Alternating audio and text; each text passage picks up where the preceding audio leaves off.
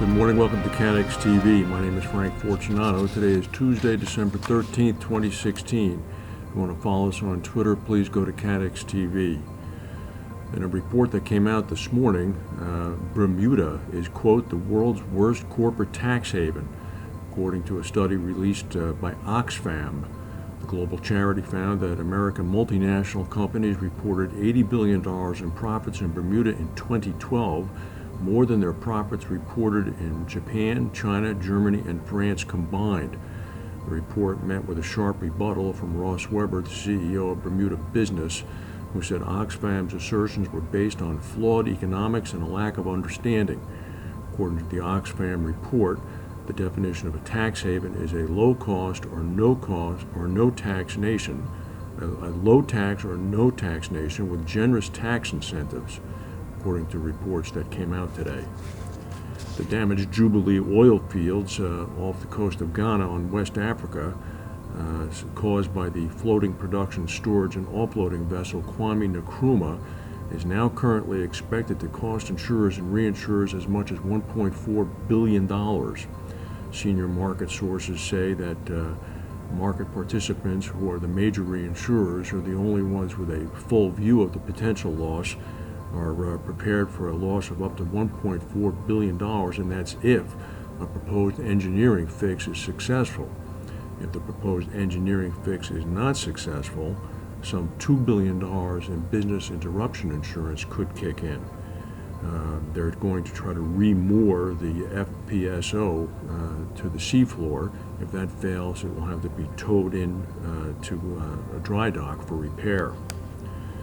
The outlook for the global reinsurance market continues to remain negative, according to rating agency AM Best.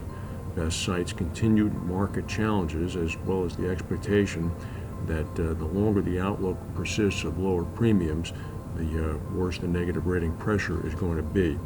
AM Best has been negative on the reinsurance market since 2014.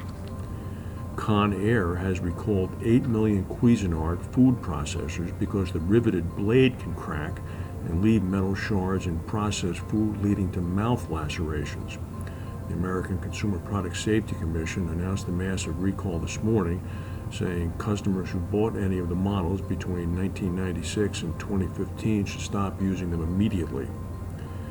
India's National Disaster Management Authority says that at least 10 people died after Cyclone Vardah struck the city of Chennai. A total of 24 people died overall in the state of Tamil Nadu.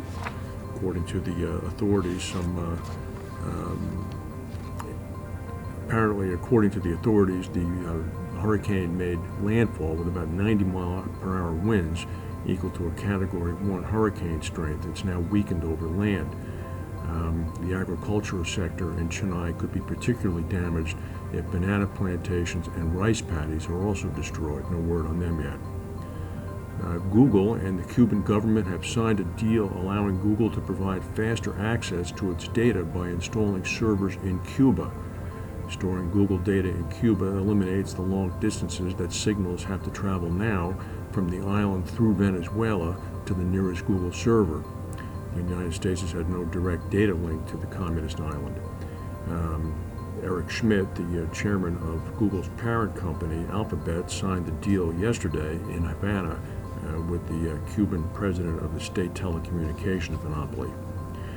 Now, here's something that nobody has actually articulated yet, although a number of people have thought one of the fallouts from the Brexit.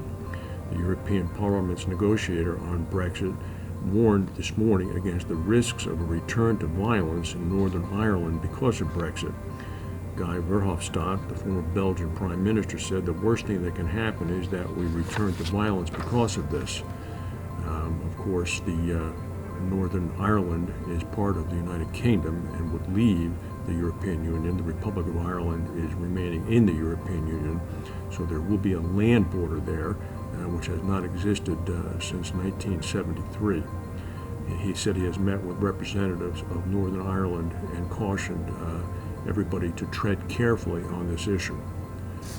That's the news for today. If we have any breaking news, we'll come back and tell you. Thank you for watching, and we'll see you tomorrow.